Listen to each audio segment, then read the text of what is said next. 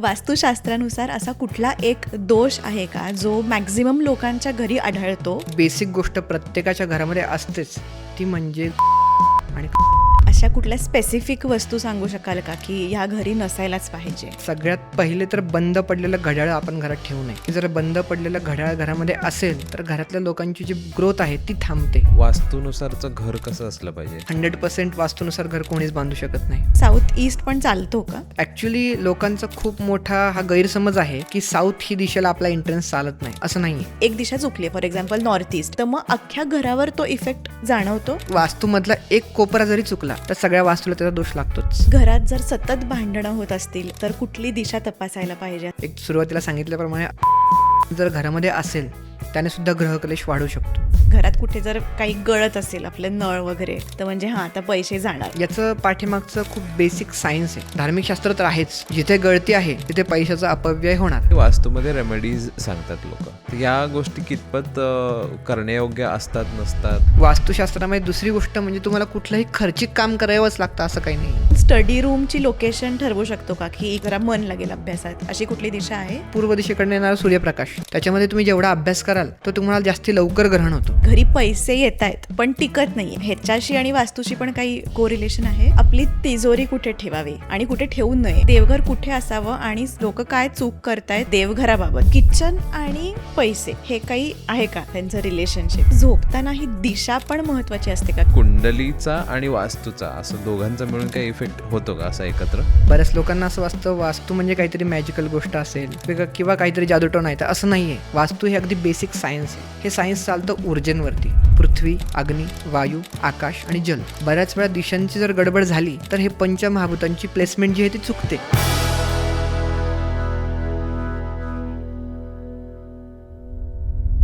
वास्तुशास्त्रानुसार असा कुठला एक दोष आहे का जो मॅक्झिमम लोकांच्या घरी आढळतो पण ते लोकांना कळतच नाही की हा बाबा वास्तू दोष आहे माझ्या घरी? बरोबर. असं काही आहे? बऱ्याच वेळा काय होतं, आपण ज्या वेळेस वास्तुशास्त्र हा विषय ऐकतो त्यावेळेस लोकांना वाटतं काहीतरी दिशांचा प्रॉब्लेम असेल, रंगसंगतीचा प्रॉब्लेम असू शकतो. पण अगदी एक बेसिक गोष्ट प्रत्येकाच्या घरामध्ये असतेच, ती म्हणजे जुन्या वस्तू आणि क्लटर. आपण काय करतो, वास्तुशास्त्रानुसार असं सांगितलेलं आहे की कमीत कमी 3 महिन्यापेक्षा जास्त जर कुठली वस्तू आपण वापरली नसेल तर ती घरात ठेवणे अयोग्य आहे.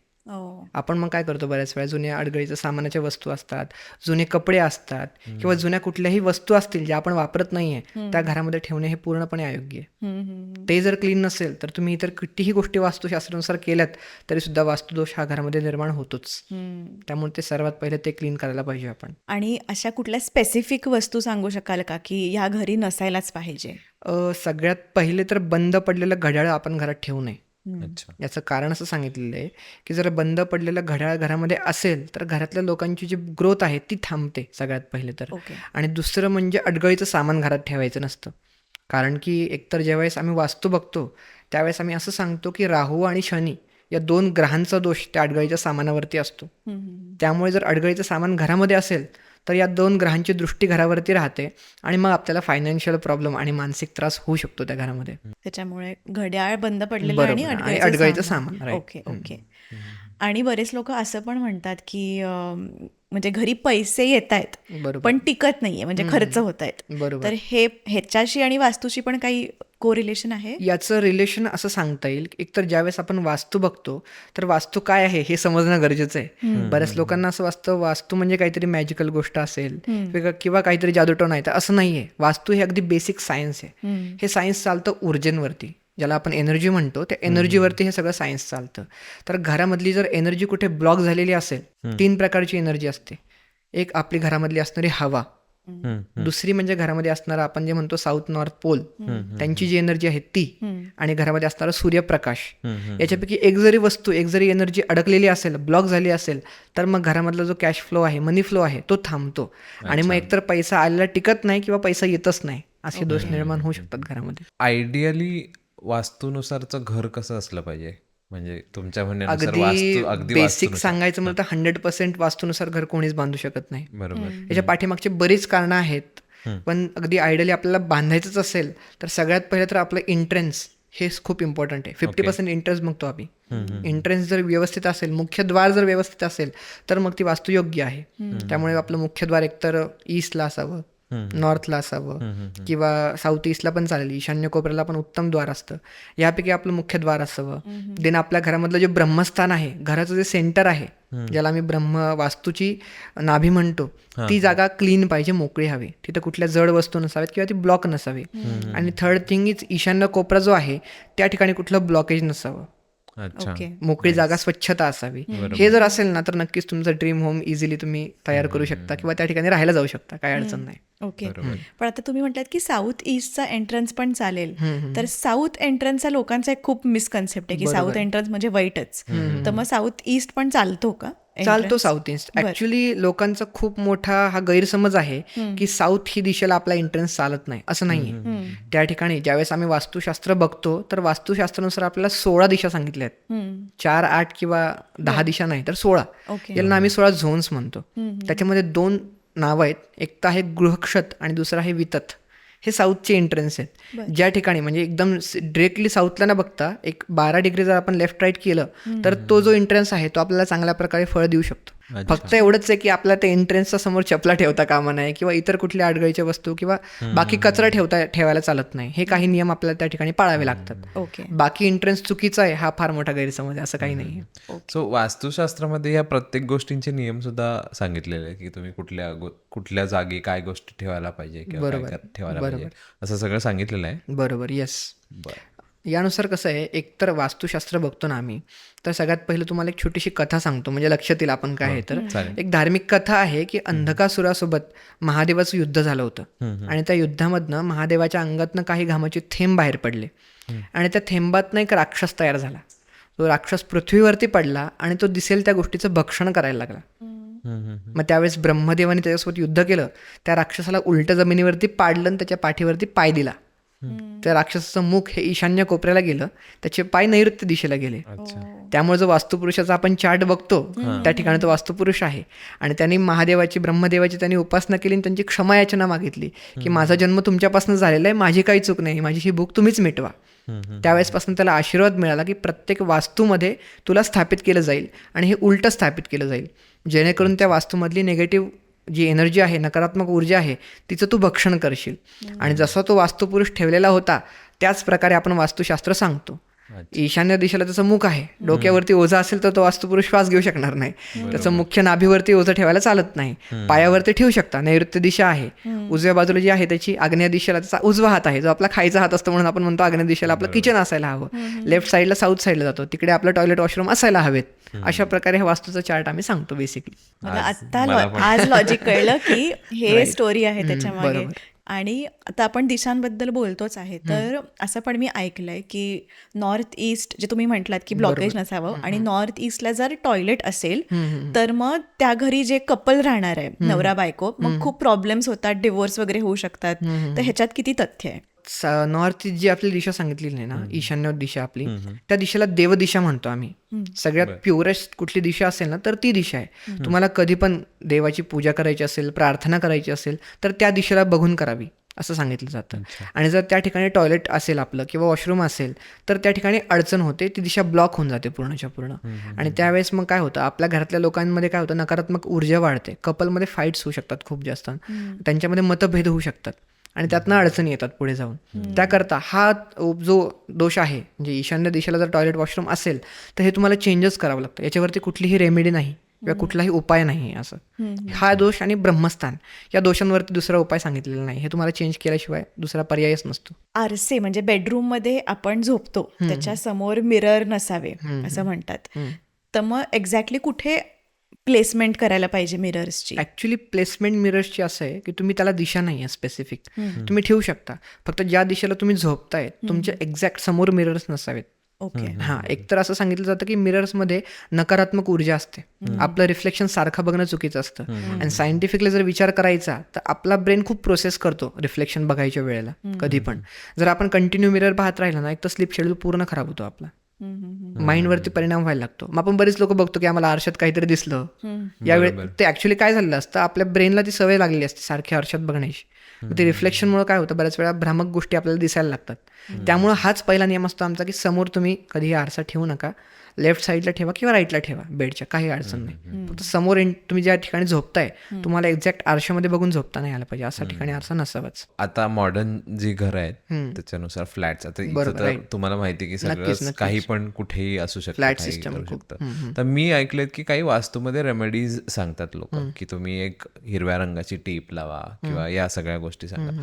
तर या गोष्टी कितपत करण्यायोग्य असतात नसतात, यांचा काही फरक पडतो किंवा नाही पडतो? नक्कीच. आता कसं आहे, आपलं एकतर वास्तुशास्त्र बांधताना स्पेसिफिकली वास्तुशास्त्रानुसार जेव्हा घर बांधतो ना, तर पंचमहाभूत जे असतात त्यानुसार घर बांधलं जातं. पंचमहाभूत कुठली? पृथ्वी, अग्नी, वायू, आकाश आणि जल.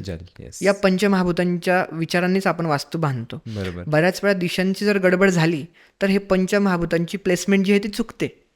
अच्छा. आग्नेय दिशेला जर जलतत्व आलं मग त्या ठिकाणी प्रॉब्लेम व्हायला सुरुवात होईल. अग्नीची दिशा आहे, अग्नी आपल्या पोटामध्ये सुद्धा आपण त्याला जठराग्नी म्हणतो. जर आग्नेय दिशेमध्ये जलतत्व आलं तर आपल्याला पोटाची विकार होऊ शकतात. याकरता आम्ही काय करतो, जर तुम्ही आग्नेय दिशेला काही तुमचं वॉश बेसिनमध्ये ठेवलं असेल मग त्या ठिकाणी रेड कलरचा बल्ब लावा. मग रेड कलर काय आहे, अग्नितत्वाचा कलर आहे, त्यातनं तुमचा दोष काही प्रमाणात कमी होतो. त्याकरता या रेमेडीज सांगितले आहेत. म्हणजे असं आपण काही म्हणू शकतो का, कारण आता 100% वास्तूनुसार तर नसतातच फ्लॅट्स, तर एक कुठलं तरी म्हणजे दोष आहे एका डिरेक्शनमध्ये, एक दिशा चुकली, फॉर एक्झाम्पल नॉर्थ ईस्ट किंवा आग्नेयच्या इकडे किचनच्या ऐवजी बाथरूम आहे, तर मग अख्ख्या घरावर तो इफेक्ट जाणवतो. थोडक्यात अगदी सांगायचं म्हणलं ना तर समजा आपल्या बोटाला एक कट लागलाय. आज सकाळी तुम्हाला काम करताना काहीतरी कट लागला आणि त्याच्यामध्ये पाणी गेलंय आणि ते सुजलंय, आपलं रात्री डोकं दुखायला लागतं. त्याच प्रकारे हा पण विषय आहे की वास्तूमधला एक कोपरा जरी चुकला, एखादी चूक जरी आपल्या वास्तूमध्ये असेल ना तर सगळ्या वास्तूला त्याचा दोष लागतोच. अच्छा. हां, त्यामुळे त्या गोष्टी आम्हाला फार व्यवस्थित पडताळून बघाव्या लागतात, त्याच वेळेस तो वास्तुदोष कळतो. आणि शक्यतो आपली तिजोरी कुठे ठेवावी आणि कुठे ठेवू नये. बरोबर. तिजोरी जी आहे ना ती आपली दक्षिण भिंतीला लावून नॉर्थकडे फेसिंग असावी, उत्तर दिशेला. याचं कारण सांगितलंय, लक्ष्मी आणि कुबेर देवता जी आहे यांची दिशा आहे उत्तर दिशा आणि तिकडची जी मॅग्नेटिक फील्ड आहे ती आपल्या घरामध्ये येत असते आणि साऊथला जात असते. त्यामुळे तो पैसा येतोय असं म्हणलं जातं. त्यामुळे ती जी आहे दिशा ती सगळ्यात उत्तम आहे तिजोरी ठेवण्याची. और एल्स तिथे जागा नसेल तर मग तुम्ही पूर्व पश्चिम पण ठेवू शकता. ओके. त्यात पण काही अडचण नाही. पश्चिम दिशेला काही जण ठेवतात, जसं की मारवाडी समाजामध्ये अशी प्रथा आहे की पश्चिम दिशेला जर तुम्ही तिजोरी ठेवली तर त्या ठिकाणी जी गोष्ट तुम्ही ठेवताय ती मल्टिप्लाय होत जाते. त्यामुळे ती लोक काय करतात, त्यांच्या घरातली जी सोन्याची वस्तू असतील किंवा काही पैसे असतील तर ते पश्चिम दिशेला ठेवतात. अशी परंपरा आहे काही ठिकाणी. अच्छा. आणि कुठे ठेवू नये, म्हणजे इकडे ठेवलं तर तुमचे आहेत ते पण जातील असं काही आहे? तर आग्नेय दिशेला, वायव्य दिशेला आणि ईशान्य दिशेला. याचं कारण असं आहे, अग्नीची दिशा आहे त्यामुळे त्या दिशेला पैसा राहणारच नाही घरामध्ये. वायव्य दिशेला असणारा पैसा उडून जाईल, खर्च होऊन जाईल. आणि ईशान्य दिशा देवदिशा आहे, त्या ठिकाणी जर पैसा ठेवला तर तुम्हाला नक्कीच त्या पैशातनं काही फायदाच मिळणार नाही. तो देवधर्मालाच खर्च करावा लागेल पैसा तुम्हाला, किंवा होईल ऑटोमॅटिकली तिकडेच खर्च, असं होऊन जातं. अच्छा. आणि आता देवाचा विषय निघाला म्हणून की देवघर सुद्धा त्याची पण दिशा ठरलेली एका घरात, म्हणजे जर नॉर्थ ईस्ट नाहीये पॉसिबल तर देवघर कुठे असावं. आणि सध्या तुम्ही काय बघताय की लोक काय चूक करतायत देवघराबाबत, की असं नसायला पाहिजे देवघर, आणि जे लोक तसं करतायत? सरांनी सांगितल्याप्रमाणे मॉडर्न हाऊसेसमध्ये खूप जास्त ही चेंजेस बघायला मिळतात. सगळ्यात पहिली चूक म्हणजे देवघर टांगतं ठेवणे. बरेच लोक काय करतात, फर्निचरने देवघर बनवतात. आता बरेच डिझायनर देवघर बनवणारे आहेत, ते लोक काय करतात, देवाला वरती टांगतात हवेमध्ये आणि खालची स्पेस रिकामी ठेवतात.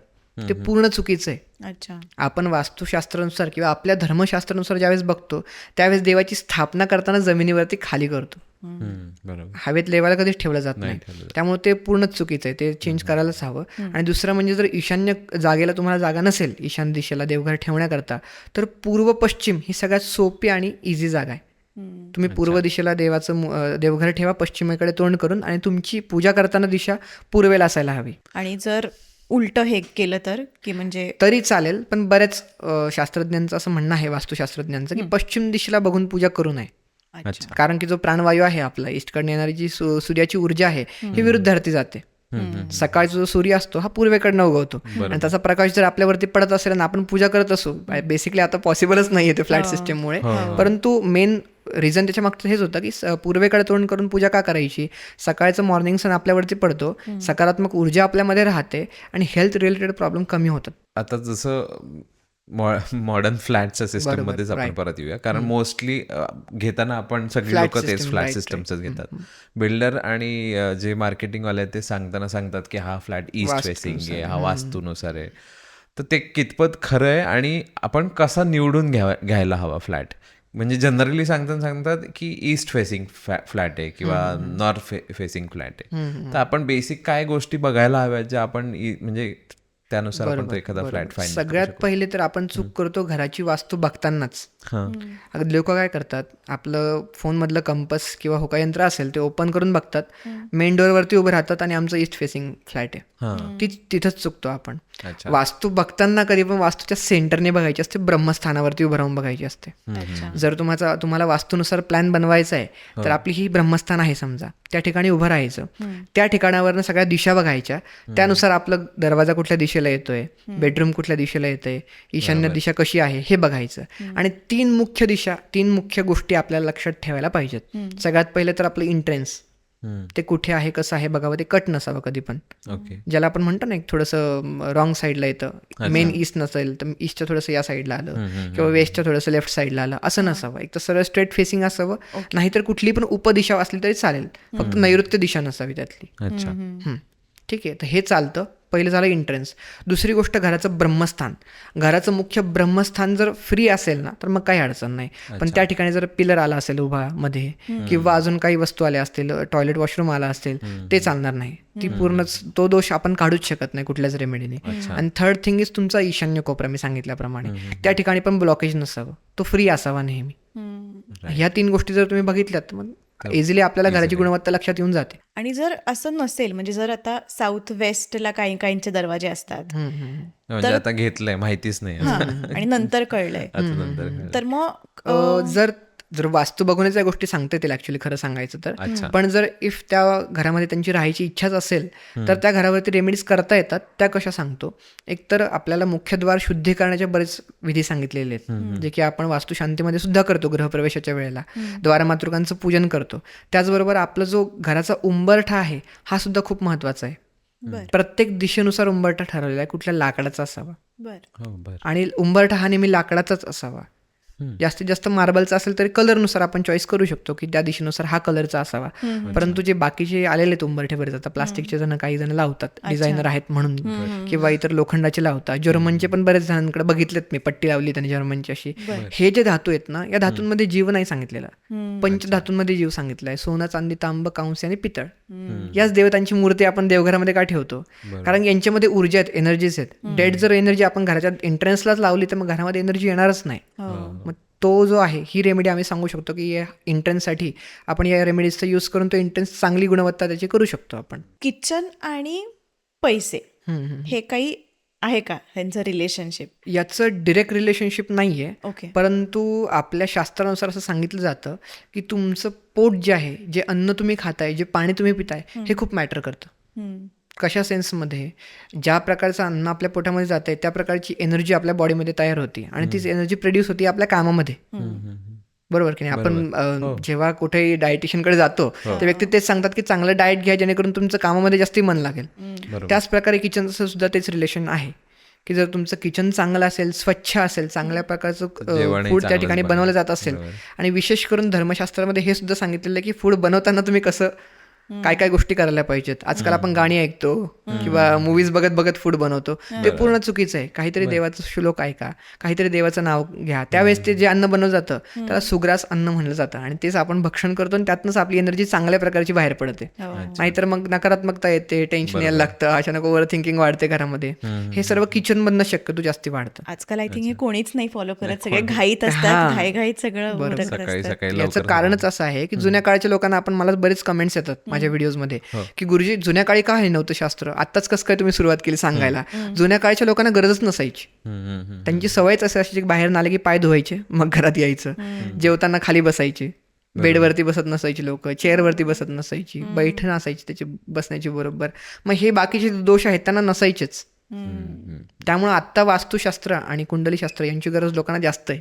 आधीच्या काळापेक्षा. आता जनरली हे म्हणजे वास्तुशास्त्र हे विषय जेव्हा घेतो तेव्हा अजून एक आर्ग्युमेंट येत असते, म्हणजे बाहेरच्या देशामध्ये काही वास्तुशास्त्र वगैरे नसतं आणि मग तिथे पण सगळेच लोक कसे काय श्रीमंत आहेत जास्त, म्हणजे ॲज कम्पेअर्ड टू आपल्या भारत देश आणि बाकीचे देश. तर याच्यावरती काय तुमचं? सगळ्यात पहिलं तर खूप मोठा आपला गैरसमज आहे की जर मी वास्तू 100% चांगली बनवली तर माझ्या लाईफमधले सगळे प्रॉब्लेम्स ठीक होतील का. म्हणजे अगदी तुम्हाला एक हास्यास्पद गोष्ट सांगतो. माझ्याकडे एका मुलाची त्याने इन्क्वायरी आली होती आणि त्याने सांगितलं, गुरुजी मी तुम्ही सांगाल त्या प्रकारे वास्तू तयार करेल, त्या प्रकारच्या घरामध्ये मी राहील, परंतु मला सांगा त्या घरात राहायला गेल्यानंतर माझी UPSC क्लिअर होईल का. म्हणजे त्यावेळेस मी त्याला हेच उत्तर दिलं की वास्तू ही जी व्यवस्था आहे ना, ही फक्त काय करते, बाहेरच्या नकारात्मक ऊर्जेकडनं आपल्याला वाचवते, बाकी काही करत नाही. डोकं तुम्हालाच लावायचं. हां, डोकं आपल्यालाच लावायचंय. तुमच्या कर्माशिवाय तुम्हाला फळ मिळणार नाहीये. परंतु बाहेरची जी नकारात्मक ऊर्जा असतात, बऱ्याच लोकांना आपण भेटतो, निगेटिव्ह ऊर्जा असते बाहेर ठिकाणी, आपण कुठे पण फिरतो, बाहेर येणारी हवा आहे, येणारे लोक आहेत. इव्हन काही लोक आपल्याकडे आलीत, तुमच्या स्टुडिओमध्ये 4 लोक आलेली आहेत, 4 लोक चांगली म्हणणार, 4 लोक म्हणणार की खूपच चांगला स्टुडिओ, नजर लागणार स्टुडिओला. घरामध्ये स्टुडिओमध्ये आपल्या नकारात्मक ऊर्जा राहते. याकरता हे वास्तुशास्त्र सांगितलेलं की ही ऊर्जा आपल्याला लागू नये, याचा दोष आपल्याला लागू नये, म्हणून वास्तुशास्त्र आहे. आणि बाहेरच्या देशामध्ये सुद्धा वास्तुशास्त्र बघतात, ज्याला फेंगशुई असं म्हणलं जातं. बरेच लोक काय करतात, मिक्सअप करतात. आपल्या भारतामध्ये सुद्धा बरेच असे सोशल मीडियावरती सांगणारे आहेत जे फेंगशुई सांगतायत, जे की चुकीचं आहे. याचं कारण मी तुम्हाला सांगतो. फेंगशुई तुम्ही सांगू शकता कुठे, ज्या ठिकाणी बर्फाळ प्रदेश आहे त्या ठिकाणी. अच्छा. ज्या ठिकाणी फेंगशुई शास्त्र चालतं त्या फेंगशुईनुसार घराला जास्ती उष्ण ठेवण्याकरता सगळे रेमेडीज सांगितलेले आहेत. ओके. बेसिकली ते लोक वास्तुशांतीला हाऊस वॉर्मिंग म्हणतात. हा वर्ड पण चुकीचा आहे आपल्याकडे. आपण वास्तू शांती काय म्हणतो, आपण घराची शुद्धी करतोय आणि आपल्याकडे घराची उष्णता कमी केली जाते, वाढवली जात नाही. आपण ऑलरेडी हिटेड जागेमध्ये राहतो. यावर्षी पुणे भरपूर गरम झालंय, मग त्याकरता तुम्ही अजून हाऊस वॉर्मिंग करून काय फायदाच नाही. त्यामुळे वास्तुशास्त्र काय करतं, सगळ्यात पहिले तुम्हाला सांगितल्याप्रमाणे हा घरातली हवा वाढवतं. आम्ही काही ठिकाणी जर ब्लॉकेज असेल ना तर ती ओपन करायला सांगतो, घरामध्ये व्हेंटिलेट करायला लावतो, घरामधला सूर्यप्रकाश वाढवतो. Natural light is very important, तुमच्या घरामध्ये असायला हवी. हे जर व्यवस्थित बॅलन्स असेल ना, मग बाकीच्या गोष्टी इझिली तुमच्या सगळ्या व्यवस्थित व्हायला लागतात हळूहळू. आणि असंही म्हटलं जातं की म्हणजे घरात कुठे जर काही गळत असेल, आपले नळ वगैरे, तर म्हणजे आता पैसे जाणार, म्हणजे पाणी जर कुठून गळतंय नकळत तर म्हणजे फायनान्शियल ड्रेन होणार. याचं पाठीमागचं खूप बेसिक सायन्स आहे. धार्मिक शास्त्र तर आहेच. धार्मिकरित्या असं सांगितलं जातं, जिथे गळती आहे तिथे पैशाचा अपव्यय होणार, असं सांगितलं जातं धर्मानुसार. परंतु जर सायंटिफिकली आपण याचा विचार करायचा ना, पाणी ज्या ठिकाणी गळतंय किंवा सांडपाणी सुद्धा ज्या ठिकाणी गळतंय ते जास्तीत जास्त रोगराई वाढण्याची शक्यता असते. एक बेसिकली घरामध्ये जर रोग आले, सगळ्यांना जर काही ना काहीतरी रोग जडायला लागले तर तुमचे पैसे खर्च होणारच आहेत. त्यापेक्षा ते फिक्स केलेलं अगदी उत्तम. आणि सारखं पाण्याचं टपकणं ऐकणं पण आपल्यासाठी चांगलं नसतं, मन डिस्ट्रॅक्ट होतं, तुम्ही कुठली फोकस गोष्ट करू शकत नाही त्यावेळेला. त्यामुळे ते एक फिक्स करण्याची परंपरा पहिल्यापासून आहे. आणि काय होतं, बऱ्याच वेळा वर्षानुवर्ष चाललेल्या परंपरा असतात, एका तोंडाकडनं दुसऱ्या तोंडाकडे पोहोचेपर्यंत ते काहीतरी चेंज होतात आणि मग लोकांना वाटतं की याच्या काहीतरी जादूटोणा आहे किंवा काहीतरी थोतांडच आहे, असं व्हायला लागतं. मेन मुद्दा जो आहे तो लोकांपर्यंत पोहोचणं खूप गरजेचं आहे. आणि मगाशी तर UPSCचं एक्झाम्पल तुम्ही सांगितलं, तर पण त्यातल्या त्यात अशी काही आपण स्टडी रूमची लोकेशन ठरवू शकतो का, की इकडे लहान मुलांचे किंवा जे अभ्यास करतायत तिकडे स्टडी रूम असेल तर जरा जास्ती यश मिळेल किंवा जरा मन लागेल अभ्यासात, अशी कुठली दिशा आहे? एक तर पूर्व दिशेला खूप प्राधान्य दिलं जातं स्टडीसाठी. ओके. ज्याचं कारण असं आहे, पूर्वेकडनं सूर्य उगवतो. जर तुम्ही ब्रह्ममुहूर्तावरती स्टडी केलं, सुरुवात केली 5:30-6 वाजता सूर्य उगवायच्या वेळेला, आणि ते कवळे सूर्यप्रकाश तुमच्यावरती पडत असतील ना, तुमच्या ब्रेनची क्षमता वाढते ग्रहण करण्याची. आता एक मध्ये सोशल मीडियावरती देवव्रत रेखी म्हणून मुलाबद्दल सगळ्यांनी ऐकलं असेल, त्यांनी एक वेद पारायण केलं, ज्याच्यामध्ये त्याने 10,000 मंत्रांचं कंठस्थीकरण केलं. तो माझा गुरुबंधू आहे, आम्ही एकाच गुरुकडनं शिकलोय दोघं पण. तर हे जे कंठस्थीकरण आम्हाला करायचं असतं वेदांचं, हे खूप नॉर्मली करणं अवघड आहे. घरामध्ये जर आपण करायला लागलो ना, हे इम्पॉसिबल होईल कोणाला एक शिकणे. 10,000 मंत्र आपल्याला एकपाठी पाठ करायचे, कंठस्थ करायचे. हे का शक्य होतं, ब्रह्ममुहूर्तावरती ज्या काही प्रॅक्टिसेस आपण करतोय त्या सारख्या लक्षात राहतात. म्हणून जुन्या काळची लोक म्हणायचे की सकाळी अभ्यास कर रात्रीपेक्षा. आता आपल्याला सवय लागली की आपण रात्री जास्ती फोकस्ड असतो, काही डिस्ट्रॅक्शन होतं म्हणून रात्री करतो, परंतु रात्रीच्या वेळी आपलं शरीर रिलॅक्स होतं आणि सकाळच्या वेळी जास्त ऍक्टिव्ह असतं. हा बेसिक सायन्स आहे. आणि दुसरी गोष्ट म्हणजे पूर्व दिशेकडनं येणारा सूर्यप्रकाश, तुम्हाला सांगितल्याप्रमाणे त्याच्यामध्ये तुम्ही जेवढा अभ्यास कराल तो तुम्हाला जास्ती लवकर ग्रहण होतो. याच विरुद्ध जर तुम्ही साऊथ साईडला जर बसून अभ्यास केला तर साऊथचं डिरेक्शन जे सांगितलेलं आहे ना ती खूप स्थिर ऊर्जा सांगितलेली आहे. साऊथ साईडला का नको म्हणतात सगळेजण, ती काय अशुद्ध नाही आहे दिशा किंवा काही यमाचं द्वार वगैरे असं काही नाही आहे. साऊथ साईड जे सांगितली त्या ठिकाणची जी ऊर्जा आहे, एनर्जी आहे ती खूप स्थिर आहे आणि त्या ठिकाणी जर तुम्ही अभ्यास केला तर तुमचं माइंड जो आहे ना तो खूप स्थिर होतो आणि झोप लागते सिम्पली. त्यामुळे साऊथ साईड नाही म्हणतात. ईस्टला सगळ्यात बेस्ट सांगितलेलं आहे तुमचा स्टडी करायचा असेल तर. बाकी तुम्ही नॉर्मली ईस्ट वेस्ट बसून अभ्यास केला तरी चालेल. आणि घरात जर सतत भांडणं होत असतील तर कुठली दिशा तपासायला पाहिजे असं काही आहे? सगळ्यात पहिले तर ज्यावेळेस घरामध्ये ग्रहकलेश वाढतो तर काही गोष्टींना आम्ही निरीक्षण करतो. एक सुरुवातीला सांगितल्याप्रमाणे अडगळीचं सामान जर घरामध्ये असेल त्याने सुद्धा ग्रहकलेश वाढू शकतो. दुसरी गोष्ट म्हणजे घराची नैऋत्य दिशा बघावी लागते. नैऋत्य दिशा जी आहे ही दिशा मास्टर बेडरूमसाठी सांगितली जाते. कपलची जी बेडरूम असावी ती नैऋत्य दिशेला असावी आणि ती दिशा नेहमी ब्लॉक असावी, बंद असावी, भिंत असावी त्या ठिकाणी. ओके. जर तिथे विंडो आलेली असेल किंवा ती दिशा फ्री असेल, त्या ठिकाणी कुठलीही जड वस्तू नसेल तर मग घरामध्ये वादविवाद वाढू शकतात. अच्छा. हां, मग याच्यावरती काही रेमेडीज आम्ही सांगतो त्याच्यावरती की तिथे काही जड वस्तू ठेवा, काही धातूच्या पट्ट्या असतात, काही वस्तू असतात वास्तुशास्त्रानुसार त्या ठेवून आम्हाला ते बॅलन्स करावं लागतं. आणि मग झोपताना ही दिशा पण महत्वाची असते का, की आपण कुठे डोकं करून झोपतोय? बरोबर. म्हणजे east west north south exactly कुठे डोकं करून झोपायला पाहिजे? सगळ्यात पहिले तर सगळ्यात इझी पूर्व पश्चिम, पूर्वेला डोकं ठेवून पश्चिमेला पाय करा किंवा ऑपोजिट झोपला तरी चालेल, काही अडचण येणार नाही तशी. पूर्व पश्चिमेला तुम्ही झोपू शकता. दुसरं म्हणजे तुम्ही दक्षिणेला डोकं ठेवून उत्तरेकडे पाय केले ते सुद्धा चांगलं आहे. त्याने एक तर हेल्थ रिलेटेड प्रॉब्लेम्स येत नाहीत. रक्तप्रवाह जो आहे तो चांगला राहतो आपल्या नॉर्थ पोलमुळे, त्यामुळे तसं झोपायला उत्तम आहे. बाकी ज्या उपदिशा आहेत त्या शक्यतो आम्ही कन्सिडर करत नाही झोपताना, कारण की आग्नेय वायव्य या दिशा खूप चंचल सांगितलेल्या आहेत. त्या ठिकाणी मग तुम्हाला वाईट स्वप्ने पडू शकतात किंवा घाबरल्यासारखं होऊ शकतं, म्हणून या दिशा शक्यतो अवॉइड कराव्यात. आणि मेनली जे पिलर्स असतात आपल्यावरून जाणारी पिलर्स आहेत घराची किंवा आपण ज्याला फ्रेमिंग म्हणतो घरामध्ये काही लोक करतात एंट्रन्सच्या वेळी, त्याच्या खाली झोपू नये असं एक शास्त्र आहे. पण त्याच्या मागे रिझन काय? कारण का हे मी अनुभवलंय. म्हणजे असं एक फ्रेम होती आणि त्याच्या खाली मी झोपलेले फर्स्ट टाइमच, आणि रात्री माहिती नाही मी आरडाओरडा करत उठले आणि मग मला नंतर आठवलंच नाही की मी हे आरडाओरडा केलाय मी. बरोबर.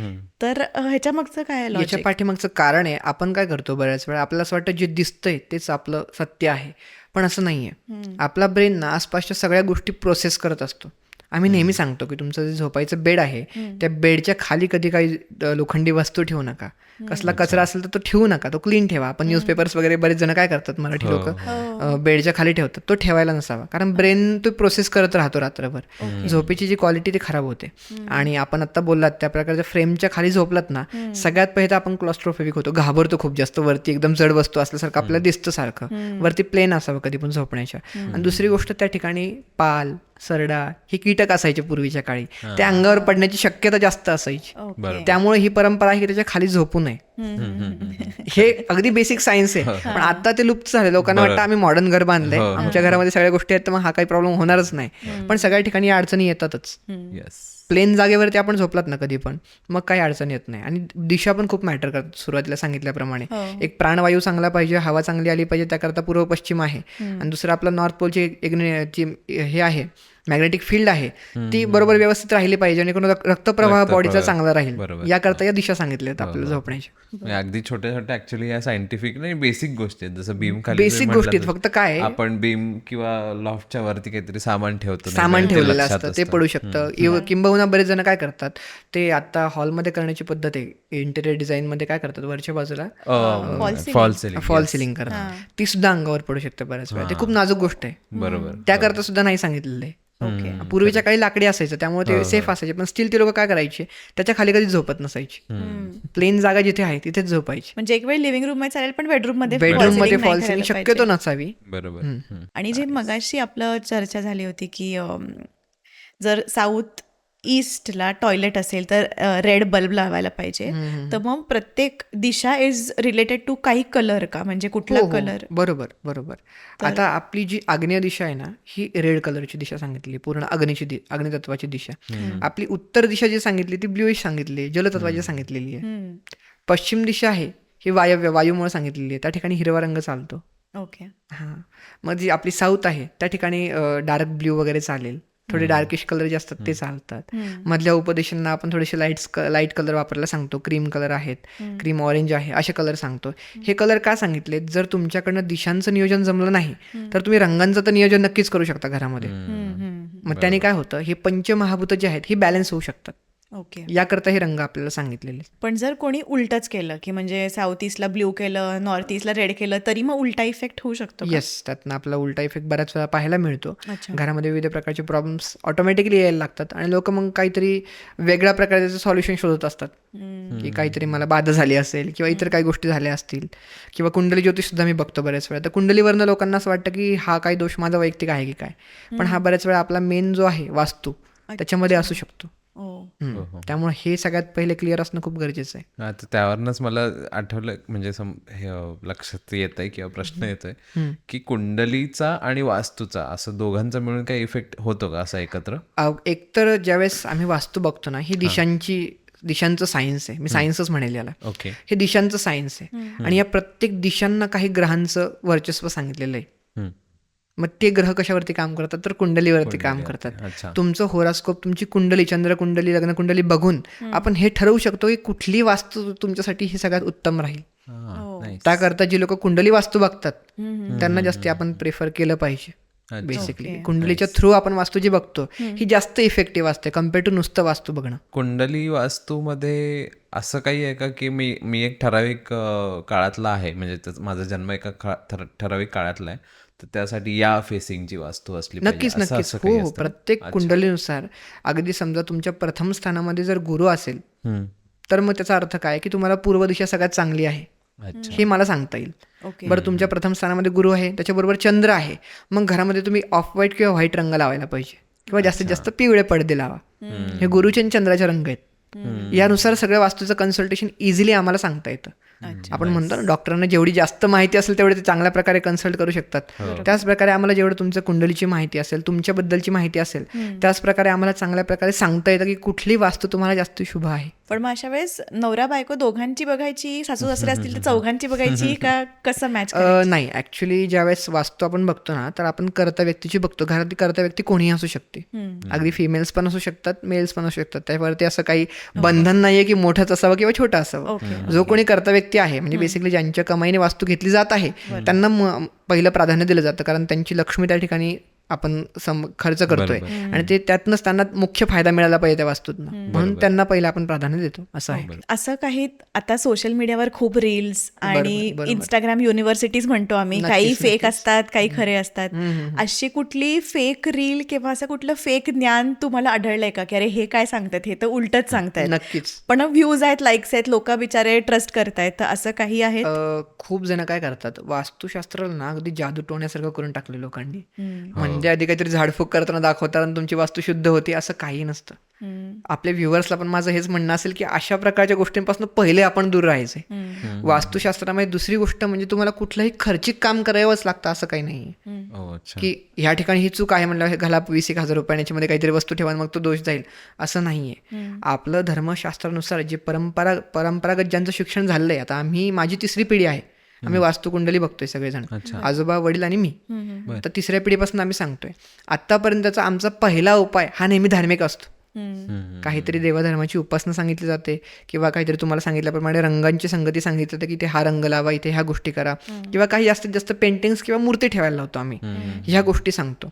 याच्या वरच्या ज्या गोष्टी आहेत बाकीच्या त्या अगदी मेजर वास्तुदोष असेल तरच कराव्यात आणि तिथे खर्चच करावा असं काही नसतं वास्तूनुसार आपल्या. आणि फेंगशुई हे आपल्याकडं मी पहिल्यापासून हेच सांगतो की फेंगशुई तुम्ही नाही वापरलं पाहिजे आपल्याकडं. आपल्याकडची घरांची जी व्यवस्था आहे ही वेगळीच आहे पहिल्यापासून. त्यामुळं या ठिकाणी तर तुम्ही फेंगशुई सांगणं अयोग्यच आहे. बरेच जण फेंगशुई सांगतात इंडियामध्ये, म्हणून ते सांगणं गरजेचं वाटतंय मला आता. बरेचसे म्हणजे वास्तुशास्त्र सांगणारे जे आहेत त्यांच्याकडून मी बरेचदा ऐकले की ते रेमेडीज म्हणून काही फ्रेम्स लावायला देतात किंवा काही पिरॅमिड लावायला देतात किंवा या गोष्टी मग कितपत याच्या पाठीमागचं सांगायचं म्हणलं ना सायन्स, तर कसं आहे माहिती का, एक तर आपलं मानसशास्त्र जे आहे ना त्याच्यावरती जर तुम्ही विचार केला ना, आपण ज्या गोष्टी बघतोय ना त्या ऑटोमॅटिकली आपण फॉलो करतो किंवा त्याचा आपल्यावरती काहीतरी इम्पॅक्ट होतो नेहमी, काही पण बघू देतो आपण. त्यामुळे असं सांगितलं जातं की घरामध्ये काही नकारात्मक तुम्ही लावू नका, सॅड ज्या आपल्या हे आहेत फ्रेम्स आहेत त्या लावू नका. इवन मी पण मला बऱ्याच बॅकलॅश मिळाला. मी एक व्हिडिओ बनवला होता की पितरांचे फोटो लावू नका. लोकांचे बरोच इमोशनल हर्ट झाले त्याने की अचानक हा कसा काय म्हणतोय की फोटो लावू नका. पण याच्या पाठीमागचं साधं सोपं माझं उदाहरण हेच होतं की आपण जर गेलेल्या व्यक्तीला सारखं स्मरण करत राहिलं ना तर त्या व्यक्तीचा आपण एक दुःख आपल्या मनामध्ये राहतं की बाबा ही व्यक्ती आपल्यासोबत नाही आहे. बरोबर. आणि असं पण सांगितलंय आपल्या गरुड पुराणामध्ये की जर गेलेल्या व्यक्तीला तुम्ही सारखं आठवण करत असाल तर त्या व्यक्तीला मोक्ष मिळत नाही. त्याला त्या गोष्टीचा त्रास होत राहतो. आणि मग तुम्हाला पितृदोष लागतोय. मग तुम्ही त्र्यंबकेश्वरला जाताय. मग गुरुजींना विचारताय आमच्या घरामध्ये मुलांना का त्रास होतोय. मग ह्या सिम्पल गोष्टींचा आपण करायला पाहिजे. आणि जर लावायचं असेल फोटो तर दक्षिण दिशेला लावा. ती स्थिर ऊर्जा आहे. त्या ठिकाणी लावल्यावर तुम्हाला काही अडचण येणार नाही. आणि घरामध्ये जी पिरॅमिड वगैरे लावलं जातं याचं बेसिकली सायन्स मी सुरुवातीला सांगितल्याप्रमाणे धातूचे असतील तरच ते इफेक्टिव्ह आहेत. प्लास्टिकचे वगैरे पिरॅमिड किंवा इतर कुठल्या वस्तूचे पिरॅमिड असतील ना ते युजफुल नाही आहेत. आणि त्याच्याही काही विशिष्ट जागा आहेत त्यानुसारच लावायचं. ते रेमेडीजमध्ये यूज होतं पण ते आहे काही ठिकाणी ते चालतं. पण प्रत्येक ठिकाणी पिरॅमिड लावून किंवा वस्तू लावून तुमचं नाही वास्तुशास्त्र तुम्ही नीट करू शकत. आणि जे स्टोन्स वगैरे देतात ते सुद्धा म्हणजे नक्कीच आहे. स्टोन्स वगैरे आपल्या याच्यामध्ये कुंडलीशास्त्रामध्ये पण आहेत आणि वास्तुशास्त्रामध्ये आहेत. पण पहिलं कधीच ते सांगितलं जात नाही. ज्यावेळेस तुमच्याकडनं धार्मिक कार्य होत नाहीयेत त्यावेळेस मग तुम्ही स्टोन्स वापरा. हा उपाय अगदी सोपा. आपण काय करतो जर तुमचं डाएट चांगलं नसेल तर प्रोटीन खा. बरोबर. साधा सोपा उदाहरण आहे की नाही. त्याच प्रकारे आहे. जर तुम्हाला धार्मिक उपाय करणे होत नसतील तर मग तुम्ही हे खडे वगैरे वापरा किंवा रेमेडीज वापरा. जर धार्मिकरित्या होत असेल तुम्ही घरामध्ये व्यवस्थित वास्तुशांती करा.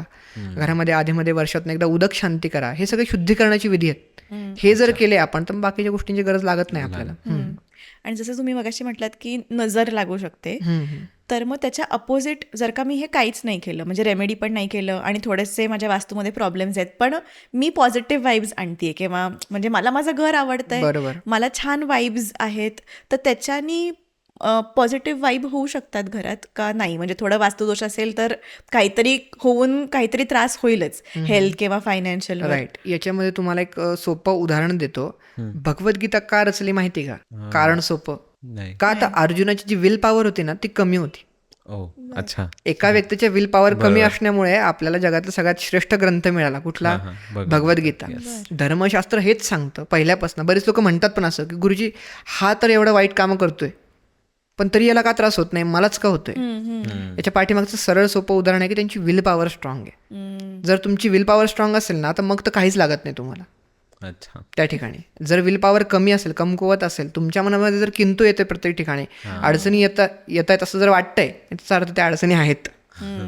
ती विल पॉवर स्ट्रॉंग असणाऱ्या व्यक्तीला तर आपण नक्कीच काही अडचणी लागत नाहीत काही दोष लागत पण नाहीत बऱ्याच वेळा.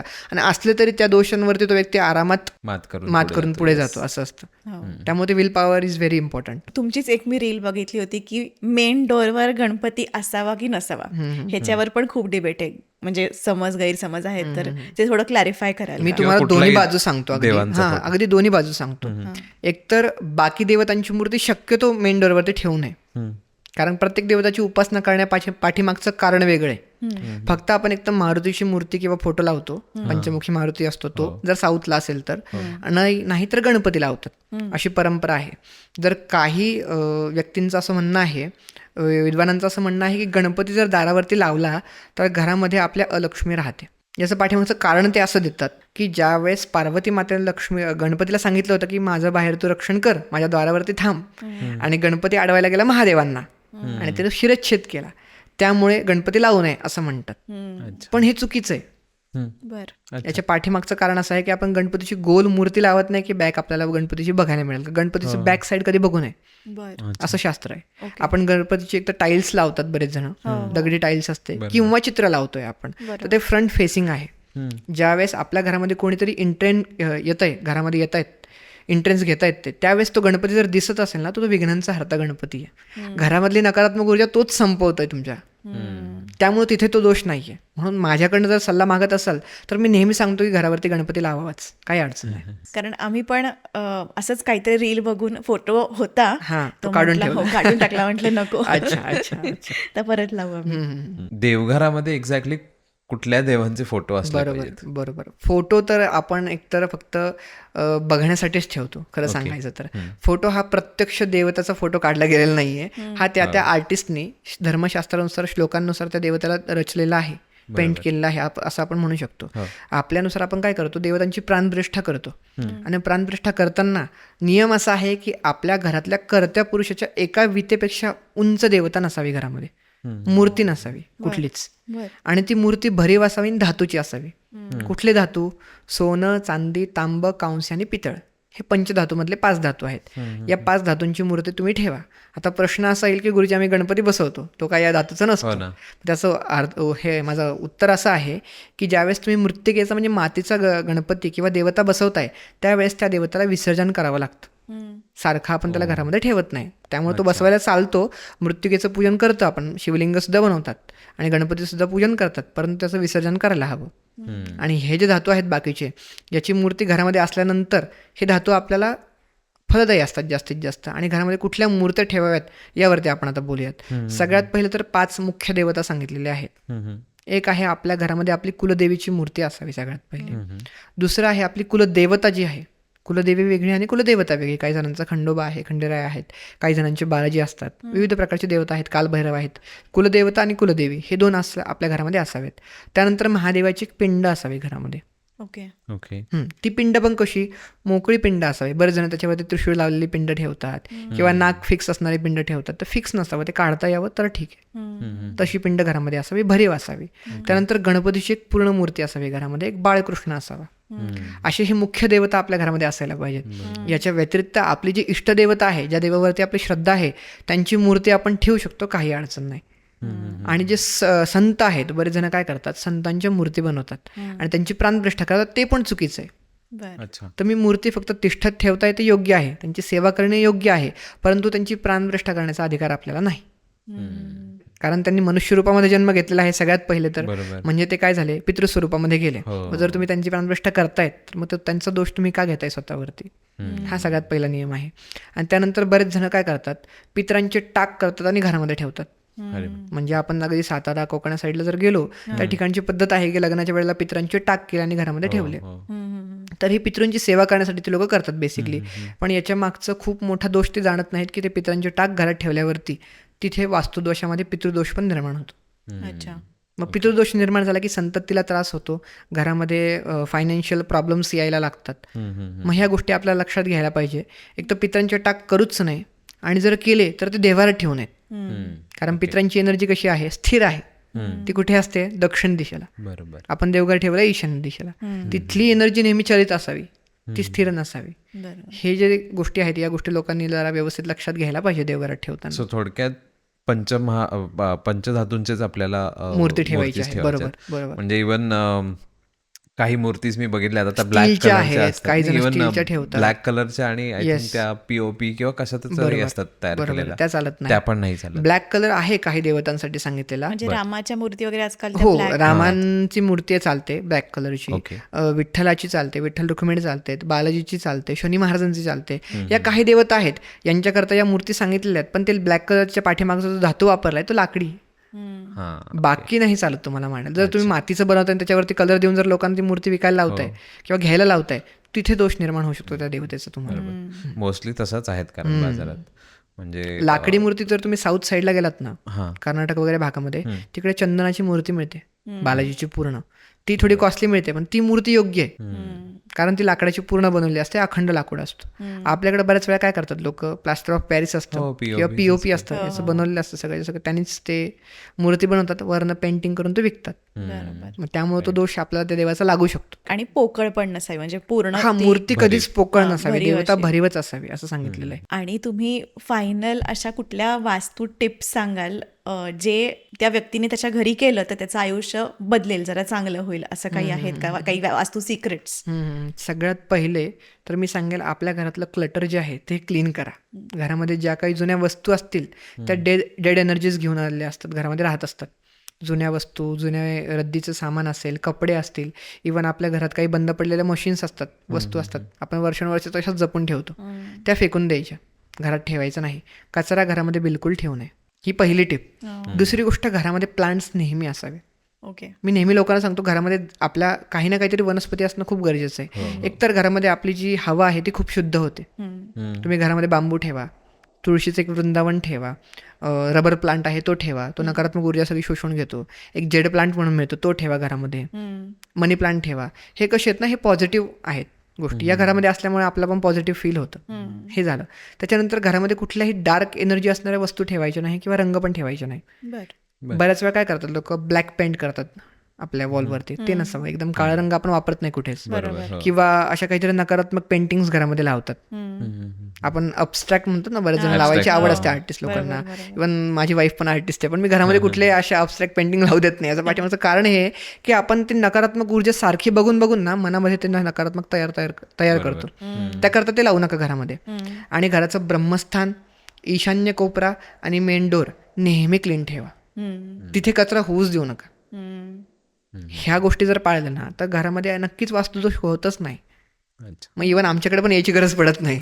त्यामुळे तुम्ही या गोष्टी पाळायला पाहिजे सर्वांनी. वास्तू तर आपली चांगलीच पाहिजे, पण आपला स्वतःचे विल पॉवर पण पाहिजे. नक्कीच. त्याशिवाय आपल्याला दुसऱ्या कुठल्याच गोष्टींची लाभ मिळणार नाहीत. आणि छोटे मोठे दोष असतील तर गुरुजींकडे नक्कीच. गुरुजी, थँक्यू सो मच. तुम्ही आमच्या पॉडकास्टवर आलात, खूप छान माहिती दिली, वेगळी वेगळी माहिती दिली. आय होप नक्कीच आपल्या ऑडियन्सला ह्याचा फायदा होईल. Thank you so much knowledge share केल्याबद्दल. थँक्यू. धन्यवाद मला बोलल्याबद्दल.